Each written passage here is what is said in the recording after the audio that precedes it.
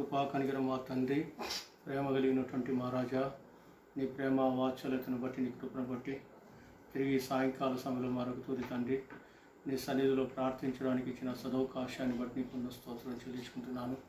ప్రార్థించే అంశాలు ప్రార్థన గమనానికి తండ్రి, మానవుని గమనానికి సంపూర్ణంగా తెలియపరిచేటువంటి దేవుడు కాబట్టి ఈ రాత్రి కాల సమయంలో మరొక తూరి నీ సన్నిధిలో ప్రార్థించడానికి ఇచ్చిన సదవకాశాన్ని బట్టి నీకు ఉన్న స్తోత్రం చెల్లించుకుంటున్నాను. తండ్రి వాక్యము తండ్రి తెలియపరుస్తున్నటువంటి సందర్భంలో నీ బిడ్డలు కూడా ప్రభా మీరు కనపరిచి బలపరిచి నడిపించమని జ్ఞాపకం చేసుకుంటున్నాను. తండ్రి నీ బిడ్డలు కూడా ప్రపంచ ఆ సమూహం ఉన్నటువంటి నీ ప్రజలందరి కొరకు ప్రార్థించడానికి తండ్రి నీ బిడ్డలతో ప్రేరేపించి నడిపించమని జ్ఞాపకం చేసుకుంటున్నాను.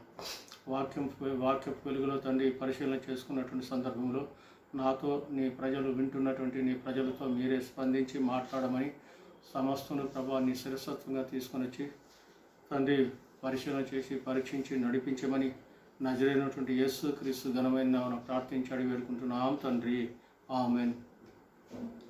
కీర్తన 4వ అధ్యాయము 3వ వచనములో దేవుడు ఒక మాట తెలియపరుస్తూ ఉన్నాడు. ప్రియాతి ప్రేమటి సహోదరా సహోదరి, ఈ రాత్రికాల సమయంలో దేవుని సన్నిధికి మనం వచ్చి ఉంటున్నాం.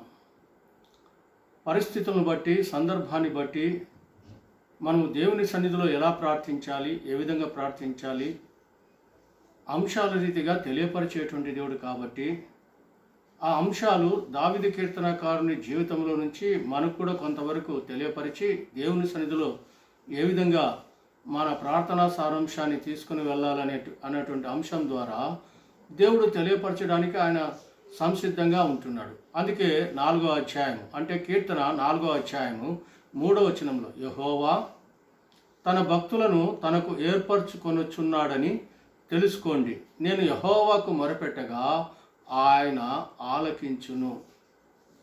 యెహోవా తన భక్తులను తనకు ఏర్పరచుకొనుచున్నాడని తెలుసుకోండి. ఎట్లా ఏర్పరచుకున్నాడు, ఎలా ఏర్పరచుకున్నాడు, ఏ అంశం ద్వారా ఏర్పరచుకున్నాడు అనేటువంటి సారాంశంలో పరిశీలన చేసి పరీక్షించి పరిశోధన చేస్తే ఈ దేశంలో ఒకానొక సమయంలో ఒక్కొక్క రాష్ట్రంలో ఒక్కొక్క పరిస్థితులు ఉంటాయి. కేంద్రము ప్రభుత్వము ఒక పరిస్థితిలో ఉంటాయి. అయితే కేంద్రానికి సంబంధించినటువంటి అంశము చూసినట్లయితే అతి ప్రాముఖ్యమైనటువంటి సారాంశంలో ఉన్నటువంటి అంశాలని చూడడానికి అతి ముఖ్యమైనటువంటి వ్యక్తుల్ని నియమించినటువంటి రాజులు ఉంటారు. ఆ రాజులు చాలా చక్కగా ఆ అధికారస్తులకి ఆ అంశాన్ని తెలియపరిచి దేశానికి అవసరమైనటువంటి విధానంలో నడిపించడానికి అధికారులను నియమించి అలాంటి అంశంలో అనుభవపూర్వకమైనటువంటి వారిని నియమించి ఉంటారు. అలాగే రాష్ట్రానికి సంబంధించినటువంటి అంశం ద్వారా కూడా కొన్ని అంశాలు, కొన్ని అధికారం కలిగినటువంటి రాజు ఆ రాష్ట్రానికి సంబంధించినటువంటి అంశాలని కొంత అధికారాన్ని చక్కగా నడిపించేటువంటి వారి చేతికి అప్పగించి రాష్ట్రాన్ని నడిపించేటువంటి సారాంశంలో వారికి చక్కగా అన్ని అంశాలు చక్కబరిచి వారికి తెలియపరిచి వారి ద్వారా ఆ నిర్మితమైనటువంటి అంశాలని తెలియపరిచి నడిపిస్తూ ఉంటారు. అలాగే ఇక్కడ కూడా దేవుడు ఆ సమయానుకూలతను బట్టి నమ్మకత్వం కలిగినటువంటి వారిని ఏ సందర్భంలో, ఏ అంశంలో, ఏ సందర్భంలో ఎలా ప్రార్థించాలి, ఏ అంశం ద్వారా ప్రార్థించాలి అనుకూలతను బట్టి దేవుడు తెలియపరచడానికి ఏర్పరచుకున్నాడు. ఈ రాత్రికాల సమయంలో వినుచున్నటువంటి సహోదరుడా సహోదరి, అన్న అక్క చెల్లి తమ్ముడు, దేవుడు ఎలా ఏర్పరచుకున్నాడంటే ఆయన యెహోవా తన భక్తులను తనకు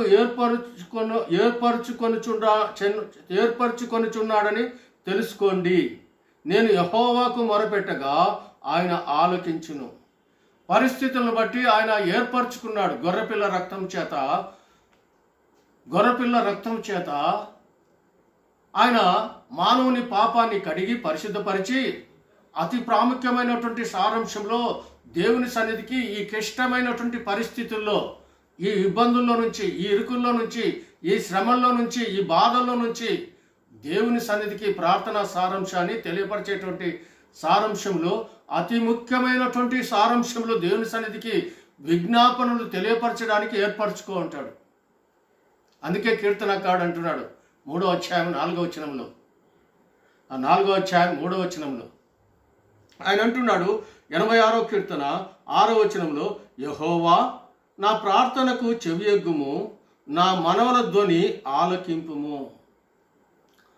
86వ కీర్తన 6వ వచనంలో కీర్తనకారుడు అంటున్నాడు, యెహోవా నా ప్రార్థనకు చెవియొగ్గుము, నా మనవల ధ్వని ఆలకింపుము. పరిస్థితులను బట్టి, సందర్భాన్ని బట్టి, ఆ దుఃఖాన్ని బట్టి, ఆ బాధను బట్టి, ఆ శ్రమను బట్టి ఆ ధ్వని దేవుని సన్నిధికి, అంటే ప్రార్థనా సారాంశంలో దేవుని సన్నిధికి వెళ్ళడానికి ఆ ధ్వని అంటే కంఠస్వరంలో నుండి వచ్చేటువంటి ధ్వని కీర్తనకారుడు దేవుని సన్నిధికి తెలియపరిచినటువంటి రీతిగా ఈ కృపాకాలాన్ని విస్తరింపచేసి ఆయన రాకడ అతి సమీపంలో ఉన్నటువంటి సమయంలో ప్రపంచానికంతటికీ లాక్డౌన్ చేసినటువంటి అంశంలో ప్రజలు సతమతమవుతున్నటువంటి స్థితుల్లో నుంచి ఒక ప్రజలైనటువంటి సారాంశం కాదు, కానీ రాజులు, ప్రతి దేశానికి సంబంధించినటువంటి రాజులు సతమతమవుతున్నారు. ప్రతి దేశంలో ఉన్నటువంటి అధికారస్తులు సతమతమవుతున్నారు. ప్రతి దేశంలో ఉన్నటువంటి మెడికల్ డిపార్ట్మెంట్ సతమతమవుతా ఉంది. ప్రతి దేశంలో చట్టంలో ఉన్నటువంటి అధికారస్తులు ప్రజల్ని కంట్రోల్ చేయడానికి సతమతమవుతున్నారు. ఎండనక, గాలినక, వాననక వారు నిఘ్నమై నిత్యము అందులో కొట్టుమిట్టాడుతున్నారు. ఎందుకంటే మానవుని ప్రాణాన్ని రక్షించుట కొరకు, ఈ కరోనా-19 నుంచి రక్షించుట కొరకు, ఈ కరోనా మమ్మారి నుంచి రక్షించుట కొరకు ఇంచుమించు 60,000 మంది అమెరికాలో మరణించినారు. 60,000 మంది దాటిపోయినారు. అలా ప్రతి దేశానికి మరణాన్ని చూపించినటువంటి కరోనా-19, ఈ కరోనా-19ని సంపూర్ణంగా నిర్మూలన చేయడానికి ప్రపంచంలో ఉన్నటువంటి పలు విధమైనటువంటి రాజులు తనమునకలైపోయి దేశంలో, ఆ రాష్ట్రంలో, ఆ రాజ్యంలో, ఆ పట్టణంలో, ఆ జిల్లాలో, ఆ తాలూకాలో ఉన్నటువంటి అధికారస్తులందరినీ సమాతమై పరిచి ఆ కరోనా-19 డిసీజ్ అంటే అనారోగ్య పరిస్థితిని ఎలా తీసివేయాలి, ఏ విధంగా తీసివేయాలి, ఆ కరోనా-19 నుంచి ప్రజల్ని ఎలా సంరక్షించాలి, ప్రతి దినము తనమునకలైపోయి కొట్టుమిట్టాడుతున్నారు. అందును బట్టే ఇక్కడ అంటున్నాడు 66వ కీర్తన 14వ వచనంలో, నాకు శ్రమ కలిగినప్పుడు నా పెదవులు పలికిన మొక్కుబడులను, నా నోరు వంచిన మొక్కుబడులను నేను నీకు చెల్లించెదను. 66వ కీర్తన 14వ వచనంలో, నాకు శ్రమ కలిగినప్పుడు నా పెదవులు పలికిన మొక్కుబడులను, నా నోరు వంచిన మొక్కుబడులను నేను నీకు చెల్లించెదను. నాకు శ్రమ, ఈనాడు మనము కొన్ని సందర్భాల్లో కొన్ని అంశాల ద్వారా ఏ వ్యక్తికైనా ఒక కుటుంబంలో శ్రమ వచ్చిందనుకోండి, ఇబ్బంది వచ్చిందనుకోండి, బాధలు వచ్చిందనుకోండి, ఎవరైనా సహాయం చేయాలని ఆతృత కలిగినటువంటి అంశాల్లో మనకు సహాయం చేయడానికి ఎవ్వరు రారు. శ్రమ వచ్చినప్పుడు, దుఃఖం వచ్చినప్పుడు, బాధ వచ్చినప్పుడు, కష్టం వచ్చినప్పుడు ఎవ్వరు కూడా రారు. బంధుత్వాన్ని కూడా తెంచుకుంటారు. బంధుత్వంలో నుంచి మాకు సంబంధం లేనటువంటి సారాంశంలో చెప్పేటువంటి ప్రజలు కూడా ఉంటున్నారు. ఇప్పుడు శ్రమ ఎవరికి వచ్చింది? ఒక కుటుంబానికా, ఒక తాలూకాకా, లేకపోతే ఒక జిల్లాకా, లేకపోతే ఒక రాష్ట్రానికా? ఒక రాష్ట్రంలో ఉన్నటువంటి ఎన్నో జిల్లాలు ఉన్నాయి, ఆ రాష్ట్రంలో ఉన్నటువంటి జిల్లాలకా? ఒక దేశంలో ఎన్ని రాష్ట్రాలు ఉన్నాయో అన్ని రాష్ట్రాలకి శ్రమ వచ్చింది. అన్ని రాష్ట్రాల్లో ఉన్నటువంటి రాజులు సతమతమవుతున్నారు. రాష్ట్రాల్లో ఉన్నటువంటి సంబంధమైనటువంటి విషయాల్ని కేంద్రీకృతమైనటువంటి కేంద్రము ప్రతి దినము కేంద్రంలో ఉన్నటువంటి రాజు కూడా, అక్కడ ఉన్నటువంటి రాజులు కూడా పరిశీలన చేస్తూ ఉన్నారు, పరీక్షిస్తున్నారు. ఈ కరోనా-19 ఎలా పారదోలాలి, ఈ కరోనా-19 ఎలా ప్రజల్లో నుంచి నిర్మూలన చేయాలి, రాష్ట్రాలకు ఇచ్చేటువంటి సలహాలు, రాష్ట్రాల్లో ఉన్నటువంటి రాజులకు తెలియపరిచేటువంటి అంశాలు, రాష్ట్రానికి ఏ అంశం ద్వారా సహాయం చేయాలి, ఏ అంశం ద్వారా వీరికి సహాయం చేస్తే సరిపోతుందని తలమునకలై పరిశోధన చేసి పరీక్షించి పరిశీలన చేస్తూ ఉన్నారు. అంటే ప్రపంచానికే శ్రమ వచ్చింది. ప్రపంచంలో ఉన్నటువంటి రాజులకు అందరికీ శ్రమ వచ్చింది. ప్రపంచంలో ఉన్నటువంటి పలు విధమైనటువంటి రాష్ట్రాలు, ఒక్కొక్క దేశానికి ఎన్నో రాష్ట్రాలు ఉన్నాయి. కొత్త రాష్ట్రాలు కూడా పెంపొందించుకున్నారు. ఇంచుమించు 73 సంవత్సరాలు మన భారతదేశానికి స్వాతంత్రం వచ్చి ఎన్నో రాష్ట్రాలు, కొత్త రాష్ట్రాలు అభివృద్ధి చెంది, జిల్లాలు అభివృద్ధి చెంది, దేశమంతా అభివృద్ధి చెంది ఎంతో సుఖవంతమైనటువంటి జీవితంలో దేశము వర్ధిల్లుతుంటే శత్రు సాతాడు ఓర్వలేక ఏదోను తోటలో ఆదాము ఆవా నివసించేటువంటి ఏదోను తోటలో దేవుడు ఆజ్ఞ ఇచ్చినటువంటి ఆ మరణవృక్ష ఫలాలు తినకూడదనేటువంటి సారాంశంలో ఎన్నో జీవరాశులు ఉన్నాయి. అయితే ఏ జీవరాశి కూడా సర్పానికి స్థానం ఇవ్వలేదు. లాస్ట్కి చివరికి సర్పం ఇచ్చింది స్థానం. సర్పం ఇచ్చిందంటే సర్పం కూడా ఇవ్వలేదు. ఎన్నో విధాలుగా అతడు టెక్నికల్గా ఆ సర్పాన్ని ఉపయోగించి నేను ఎంతసేపు ఉంటాను, కొంతసేపు ఉంటాను, నీతో మాట్లాడతాను, నీకు సంతోష పెడతాను అనేటువంటి సలహాలు చెప్పి మోసకపరితమైనటువంటి అంశం ద్వారా సర్పముతో కూడా మోసం చేసి సర్పంలో ప్రవేశించి ఇప్పుడు ఏదోను తోటలో ఆదాము ఆవా నివసిస్తున్నటువంటి సందర్భంలో ఆదికాండము 2వ అధ్యాయము 17వ వచనంలో ఆదాముకు తెలియపరిచాడు, నీవు మరణవృక్ష ఫలాలు తింటే నీవు మరణిస్తావని ఆదాముకు తెలియపరిచినాడు దేవుడు. ఇప్పుడు ఆదాముకు తెలియపరిచినటువంటి సారాంశంలో ఆదాము ఆవాకు తెలియపరిచినాడు. ఇప్పుడు ఆదాము ఉంటే ఆ మరణవృక్ష ఫలాలు ఆవా ద్వారా నేను తినిపించలేనటువంటి సారాంశంలో ఎన్నో దినాలు కనిపెట్టి ఆదాము కొంత వెడబాటు కలిగినటువంటి స్థితిలో ఆ ఏదోను తోటలో సంచరించేటువంటి సమయంలో ఆ సమయం కోసం కేటాయించినాడు. ఆదాము కొంత దూరం వెళ్ళిపోయాడు.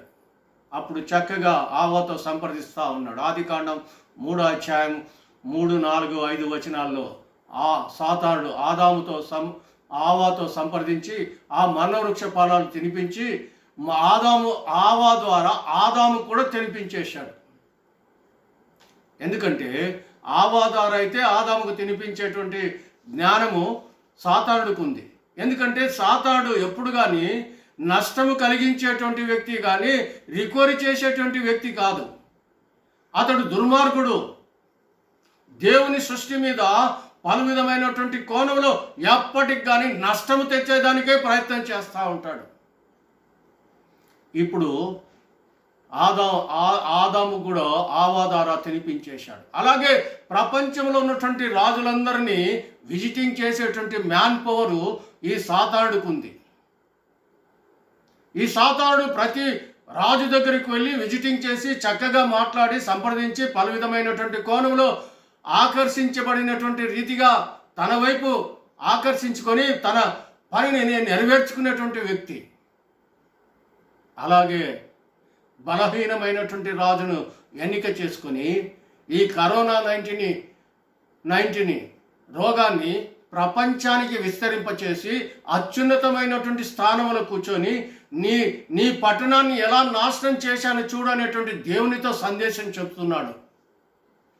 ప్రజలు ఎలా నష్టపోయారు, ఎలా మరణిస్తున్నారు, ఎలా సతమవుతున్నారు, ఎలా ఇబ్బందులు పడుతున్నారు. మామూలుగా లోయర్ తరగతిలో ఉన్నటువంటి ప్రజల, మిడిల్ క్లాస్లో ఉన్నటువంటి ప్రజల, అత్యున్నతమైనటువంటి స్థానంలో ప్రజల, రాజుల, అధికారస్తుల, ప్రపంచంలో ప్రతి విధమైనటువంటి మానవుడు సతమతమవుతూ ఉన్నాడు. ఇటువంటి పరిస్థితిలో ఇంకా మనకు సహాయం చేసేటువంటి ఎవరున్నారంటే దేవుడే ఉన్నాడు. అందుకే ఇక్కడ అంటున్నాడు, నాకు శ్రమ కలిగినప్పుడు నా పెదవులు పలికిన మొక్కుబడులను, నా నోరు వంచిన మొక్కుబడులను నేను నీకు చెల్లించెదను. నాకు శ్రమ కలిగినప్పుడు నా పెదవులు, ఈ శబ్దం అనేటువంటివి ఇప్పుడు నేను వాక్యం తెలియపరిచినటువంటి సారాంశంలో వింటున్నటువంటి సహోదరుడా సహోదరి, ఈ శబ్దం అనేటువంటి సారాంశంలో కంఠస్వరంలో నుంచి వచ్చేటువంటి శబ్దము 2 పెదాలకు తగిలినప్పుడే ఈ శబ్దం బయటకు వచ్చి స్పీకర్ ద్వారా మానవుడు వివేచన కలిగినటువంటి సారాంశంలో వినగలగడానికి మానవుని శరీరంలో దేవుడు ఉత్పత్తి చేసి నిర్మించి మానవునికి తెలియపరిచినాడు. అందుకే దేవుని వాక్యంలో ఈ శబ్దాన్ని ప్రార్థించే సారాంశంలో ఎలా ప్రార్థించాలి, ఏ అంశం ద్వారా ప్రార్థించాలి, దేవుని సముఖంలో ఆ ప్రార్థనా సారాంశంలో ఏ విధంగా తీసుకుని వెళ్ళాలి అనేటువంటి అంశం ద్వారా కీర్తన 4వ అధ్యాయం 3వ వచనంలో యెహోవా తన భక్తులను తనకు ఏర్పరచుకొనుచున్నాడని తెలుసుకోండి, నేను యెహోవాకు మొరపెట్టగా ఆయన ఆలకించెను. అందుకే ఇలాంటి క్లిష్టమైనటువంటి పరిస్థితుల్లో ఆయా సమయాల్లో దేవుని సన్నిధిలో అతి ప్రాముఖ్యమైనటువంటి పరిస్థితుల్లో ప్రజలంతా ఎలా సతమతమవుతున్నారు, ఎలాంటి ఇబ్బందుల్లో ఉంటున్నారు చెప్పడానికి వీలు కాదండి. పోలీస్ వ్యవస్థ చిన్న లోయెస్ట్ క్యాడర్ నుంచి అత్యున్నతమైనటువంటి క్యాడర్ వరకు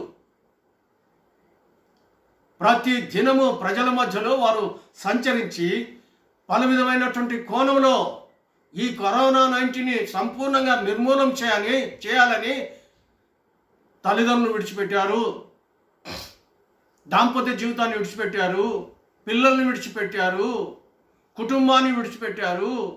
ఆ కరోనా మహమ్మారిలో నుంచి సతమతమవుతూ తనకు తానే సంరక్షించుకుంటూ ప్రజల క్షేమం కొరకు ఆ కరోనా-19ని పారదోలడానికి నిఘ్నమై రాష్ట్రంలో ఉన్నటువంటి అధికారం కలిగినటువంటి రాజు అత్యున్నతమైనటువంటి స్థానంలో తెలియపరిచేటువంటి ప్రతి విధమైనటువంటి భాగాన్ని ప్రజల మధ్యకు సున్నితంగా తీసుకుని వెళ్ళి ఆ కరోనా-19లో ఉన్నటువంటి పేషెంట్ని డాక్టర్ల మధ్యకి తీసుకుని వెళ్తున్నారు. వెంటనే ఇంకా డాక్టర్లు అంశానికి వచ్చి చూస్తే వాళ్ళు ఎవరికి చెప్పాలి, ఎలా చెప్పాలి, ఏ అంశం ద్వారా చెప్పాలి, ఎవరు మా మాట వినగలుగుతారు, ఎవరు మా పరిస్థితులు వినగలుగుతారు. మేము డాక్టర్ కదా, పేషెంట్ని నేను చక్కగా అనారోగ్య పరిస్థితుల నుంచి స్వస్థత చేసి అతన్ని సంరక్షించాలనేటువంటి నిబంధన కలిగినటువంటి ఈ డాక్టర్ కోర్సు నేను చేశాను కాబట్టి నాకు వచ్చినటువంటి శ్రమ ఎంత వచ్చినా, నాకు అనారోగ్యం ఎంత వచ్చినా వాటన్నిటిని అధిగమించి భయపడి భయాన్ని పారదోలి ఆ పేషెంట్ల మధ్యకు వెళ్ళి సంపూర్ణంగా నిఘ్నమై ఆ పేషెంట్కి తగిన మోతాదులో ఎలా రికవరీ చేయాలి, ఎలా పేషెంట్కి మెడిసిన్ ఇవ్వాలి, వారు పలు విధమైనటువంటి ఆ కరోనా డిసీజ్ నుంచి తప్పించుకోవడానికి డ్రెస్ కోడ్ వేసుకొని పేషెంట్ని సంరక్షించి పేషెంట్తో ప్రేమపూర్వకంగా మాట్లాడి, ఎందుకంటే అధికారస్తులు రాజ్యాన్ని పరిపాలించే రాజు ప్రేమతో వారిని ప్రేమించి ఆ కరోనా-19 నుంచి సంపూర్ణంగా స్వస్థతపరిచి వారి కుటుంబ వ్యవస్థలో వారిని నడిపించాలని నిశ్చిత కలిగినటువంటి సారాంశంలో నడిపిస్తున్నారు.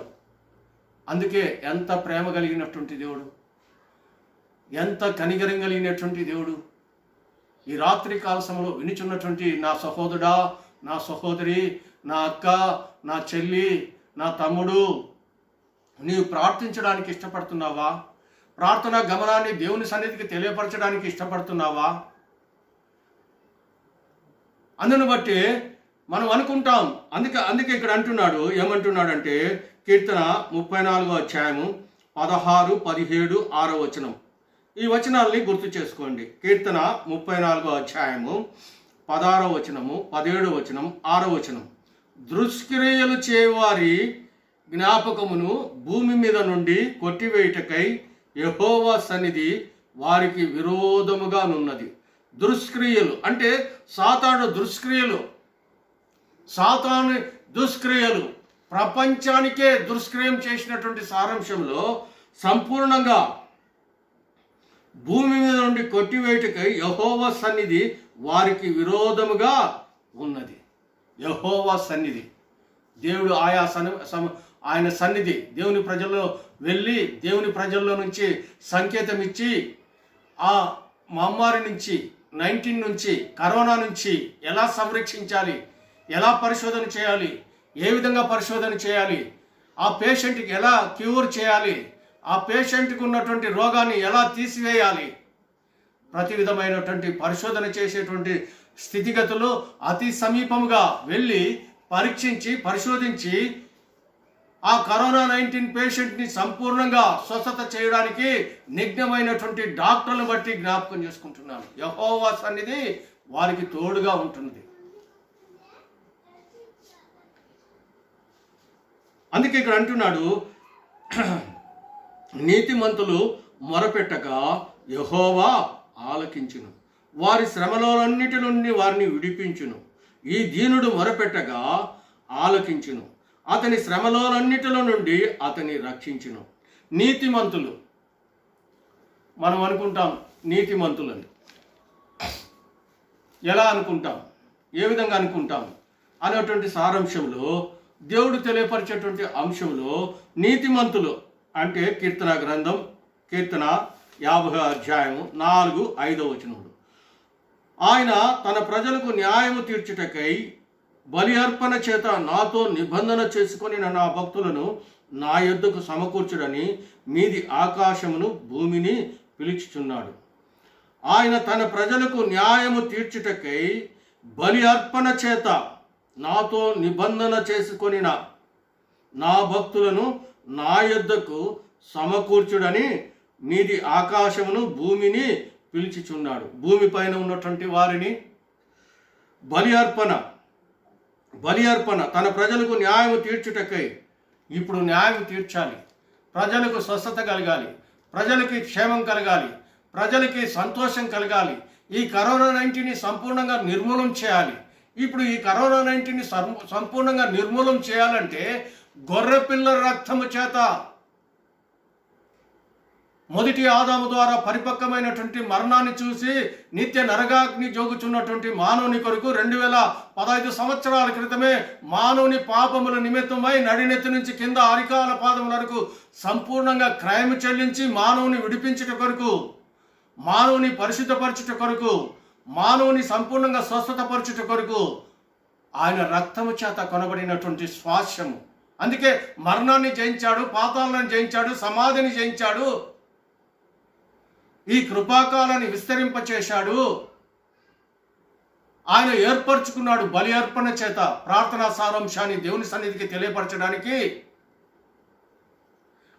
ఆయన రక్తము చేత పరిపూర్ణమైనటువంటి స్థితిలో ఈ కృపాకాలాన్ని విస్తరింపచేసి ఆయన రక్తము చేత కొనబడినటువంటి ఆయన స్వాస్యాన్ని సంపూర్ణంగా ప్రపంచానంతటికి ఈ కరోనా 19ని సంపూర్ణంగా నిర్మూలన చేయడానికి నీ ప్రార్థనా సారాంశాన్ని దేవుని సన్నిధికి తీసుకొని వెళ్ళడానికి సంసిద్ధంగా ఉంటున్నావా? ప్రియాతి ప్రేమిటి సహోదరా, సహోదరి, ఈ రాత్రికాల సమయంలో దేవుడు తెలియపరిచేటువంటి సారాంశంలో ఎలా తెలియపరుస్తున్నాడు, ఏ అంశం ద్వారా తెలియపరుస్తున్నాడు? అందుకే ఇక్కడ అంటున్నాడు, ఆయన సంపూర్ణంగా తెలియపరిచేటువంటి దేవుడు, సంపూర్ణంగా ఆయన నడిపించేటువంటి దేవుడు, సంపూర్ణంగా ఆయన ఆదరించేటువంటి దేవుడు. అందుకే హెజ్కేలు గ్రంథం 47 అధ్యాయము 12వ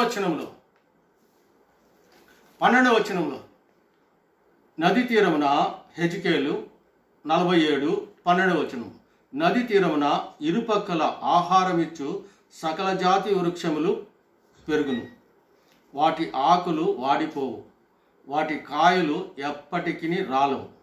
ఈ నది నీరు పరిశుద్ధ స్థలముల నుండి పారుచున్నది గనుక ఆ చెట్లు నెలకు కాయలు కాయను, వాటి పండ్లు ఆహారమునకును వాటి ఆకులు ఔషధమునకును వినియోగించును.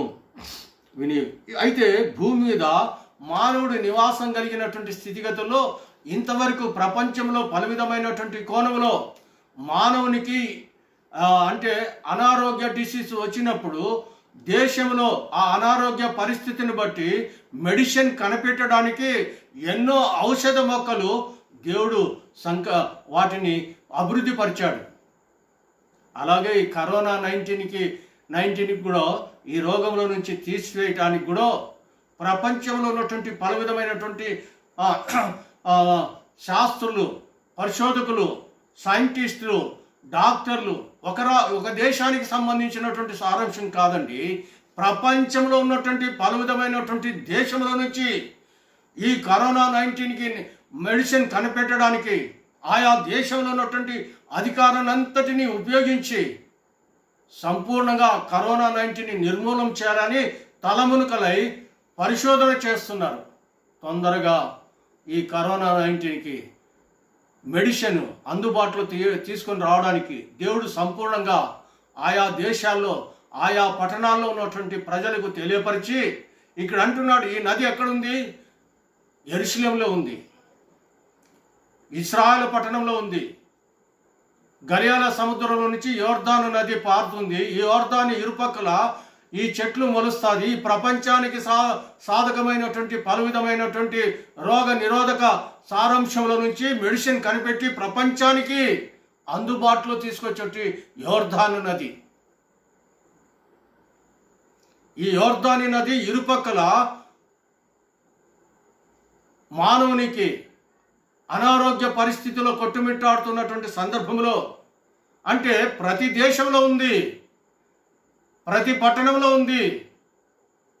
అయితే అతి ప్రాముఖ్యమైనటువంటి సారాంశంలో ఈ ఔషధ మొక్కలు ఎప్పుడో దేవుడు భూమి మీద వాటిని సంపూర్ణంగా కలగజేసినాడు. అయితే సాతాడు, నేను ఎంత పని చేసినాను చూడు, దేవుని సృష్టిని సంపూర్ణంగా నష్టపరిచానని సంతోషపడతా ఉన్నాడు. అయితే ఆ సంతోషాన్ని, అంటే అతడు నష్టపరిచే క్యాండిడేటే తప్ప అతడు దుర్మార్గుడు, అతడు పనికి మారినటువంటి వ్యక్తి. దేవుని సన్నిధిలో నుంచే ఏదోను తోటలో ప్రారంభంలోనే నష్టం తీసుకుని వచ్చినాడు. ప్రతి సమయంలో నష్టం తీసుకుని వచ్చి దేవునికి వ్యతిరేకంగా పని చేస్తున్నాడు. అయితే ప్రియాతి ప్రేమిటి సహోదరా, సహోదరి, ఈ సమయానుకూలతను బట్టి వాక్యం వింటున్నటువంటి సహోదరా, సహోదరి, నీవు ప్రార్థించే సారాంశంలో దేవునికి తెలియపరిచేటువంటి అంశము నీవు నీ ప్రార్థనా గమనాన్ని తీసుకుని వెళతావా? అందుకే ఇక్కడ ఏమంటున్నాడంటే కీర్తన 21వ అధ్యాయము 2వ వచనం, అతని మనోభీష్టను నీవు సఫలము చేయుచున్నావు, అతని పెదవుల నుండి వచ్చిన ప్రార్థన నీవు మానక అంగీకరించుచున్నావు. అతని మనోభీష్ట అంటే హృదయంలో ఎలాంటి మనోభీష్ట ఉంది, ఎలాంటి దుఃఖం ఉంది, ఎలాంటి పరిస్థితులు ఉన్నాయి, ఏ సందర్భంలో ఉన్నాయి, ఏ అంశంలో ఉన్నాయి, ఏ స్థితిగతుల్లో ఉన్నాయి. కీర్తనాకారుడు సొంతము మామే సౌలు, అతనికి కూడా ఎంతో శ్రమపరిచాడు. అలా ఇలా శ్రమ కాదు, అతన్ని హతం చేయాలని సౌలులో సాతాడు ప్రవేశించి సొంత అల్లున్నే హతం చేయాలని ఎన్నో పర్యాలు అతని మీద దాడి చేశాడు. అటువంటి సందర్భంలో ఇతడు కొండల్లో, గృహల్లో, రాళ్ళల్లో, సందుల్లో దాక్కుని ఈ కీర్తన సారాంశాన్ని రచిస్తూ ఉన్నాడు. ఆ సమస్యల్లో, ఆ ఇబ్బందుల్లో, ఆ ఇరుకుల్లో దేవుని సన్నిధిలో మొరపెట్టాడు. ఈనాడు ఈ ప్రపంచానికి ఉన్నటువంటి సమస్యలు, ఇబ్బందులు, ఇరుకులు వింటున్నటువంటి సహోదరుడా, వింటున్నటువంటి సహోదరి, నీవు సంపూర్ణంగా సారాంశంలో దావీదు కీర్తనకారుడు ఎలా ప్రార్థించాడో ఆ విధమైనటువంటి సారాంశంలో చెప్పుచున్నటువంటి నేను, వినుచున్నటువంటి నీవు ప్రార్థించడానికి ఇష్టపడుతున్నామా? ప్రార్థిస్తామా? ఈ కరోనా 19 నుంచి సంపూర్ణంగా నిర్మూలన చేసి ప్రజలకు, రాజులు సేవాభరితమైనటువంటి స్వేచ్ఛగా సేవ చేయుటకు, ప్రజలు సంతోషంగా తిరుగుటకు, ప్రజలు సుఖశాంతులతో గాలి పీల్చుకున్నటకు. ఎందుకంటే ఈ కరోనా 19 గాలిలో కూడా తిరుగుతూనే ఉంటుంది. మానవుని నాసికానందరంలో ఎక్కడి నుంచి ఎలా వస్తుందో వెళ్ళిపోతుంది, నీకే తెలీదు. ఆ అంశాన్ని బట్టి నాకు ఈ కరోనా-19 వచ్చిందని నీకు తెలియపరచదు. అది ఊరికనే గాలిలో ఏదో చెత్త చెదారము ఎక్కి విసురుతూ ఉంటుందో. అందుకే ప్రజల్ని కట్టడి చేసి ఇంట్లోనే ఉండమని ప్రతి విధమైనటువంటి సాధకమైనటువంటి సారాంశంలో ప్రజలకి రాష్ట్రంలో ఉన్నటువంటి వారు, రాజ్యాంగంలో ఉన్నటువంటి రాజులు ప్రతి నిత్యము తెలియపరుస్తూ ఉన్నారు. ఈ విషయాల్ని సద్వినియోగం చేసుకొని, ఈ విషయాల్ని పరిశీలన చేసుకొని, ఈ విషయాల ద్వారా సంపూర్ణంగా ఉన్నటువంటి రోగాన్ని బట్టి ప్రేరేపితమైనటువంటి ప్రజలను బట్టి వారు ఎలా సతమతమవుతున్నారో, మంచిగా ఉన్నటువంటి వారు అలా బయటికి వెళ్ళకోకుండా నీ అవసరాన్ని బట్టి, నీ సందర్భాన్ని బట్టి, కుటుంబ వ్యవస్థను బట్టి ఎంతవరకు నీవు సమయాన్ని ఉపయోగించుకోవాలో వెంటనే ఆ సమయాన్ని ఉపయోగించుకొని నీ గృహ సంరక్షణలో వచ్చి చేరుకుంటే నీవు ఆ కరోనా-19 నుంచి కాపాడగలుగుతావు. మామూలుగా సాధారణమైనటువంటి అంశం కాదండి. అందుకే ఇక్కడ అంటున్నాడు, ఏమంటున్నాడంటే 27వ కీర్తనలో దేవుడు తెలియపరిచినటువంటి సారాంశాన్ని ఏమంటున్నాడంటే, యెహోవా, నేను కంఠధ్వని ఎత్తి నిన్ను ప్రార్థించినప్పుడు నా మనవి ఆలకింపుము, కరుణతో నాకు ఉత్తరమేము. యెహోవా, నేను కంఠధ్వని ఎత్తి అంటే నీ స్వరాన్ని నీ శబ్దాన్ని దేవుని సన్నిధికి తీసుకొని వెళ్ళాలని. ఏమిటి ఆ స్వరము? దేవుని సన్నిధిలో ప్రపంచంలో పలు విధమైనటువంటి సారాంశంలో రక్షణ సువార్త అంటే పాపము చేత పడిపోయి చెడిపోయి నశించేటువంటి మానవుడు చనిపోకుండా దేవుని సువార్త ద్వారా మానవుడు సంరక్షించాలని, మానవుడు భద్రపరచాలని, ఆ పరలోక నిత్యత్వంలోనికి వెళ్ళాలని ఈ కరోనా-19 నుంచి వారు తప్పించబడి దేవుని సువార్తను అంగీకరించి వారు రక్షించబడాలని దేవుని సంకల్పమై ఉంటున్నది, దేవుని చిత్తమై ఉంటున్నది. అందును బట్టి ప్రార్థనా సారాంశంలో ప్రియాతి ప్రేమిటి సహోదరా, సహోదరి, వింటున్నటువంటి సహోదరుడా, వింటున్నటువంటి అక్క, అన్న, చెల్లి, వింటున్నటువంటి అన్న, తమ్ముడు, ఇంకా వృద్ధాపంలో ఉన్నటువంటి వారైనా, ఇంకా అత్యున్నతమైనటువంటి స్థితిగతుల్లో ఉన్నటువంటి వారైనా, ఇంకా అత్యున్నతమైనటువంటి కఠోరమైనటువంటి పరిస్థితుల్లో ఉన్నటువంటి వారైనా, ప్రతి ఒక్కరూ దేవుని సన్నిధిలో ప్రార్థించాలని, దేవుని సన్నిధిలో మొరపెట్టాలని ఈ రాత్రి కాల సమయంలో దేవుడు తెలియపరిచేటువంటి అంశాన్ని బట్టి కీర్తన 4వ అధ్యాయం 3వ వచనంలో, యెహోవా తన భక్తులను తనకు ఏర్పరచుకొనుచున్నాడని తెలుసుకోండి. నేను యెహోవాకు మొరపెట్టగా ఆయన ఆలకించును. తన భక్తులను, ఒక అధికారంలో రాష్ట్రంలో ఉన్నటువంటి వారిని అతి నమ్మకమైనటువంటి స్థితిలో పోటీబోలు చేసి ఆ అధికారాన్ని చలామణి ఎలా చేస్తారో, ఆ పర సంబంధమైనటువంటి దేవుడు కూడా ఈ పరిస్థితులను బట్టి, ఈ సందర్భాన్ని బట్టి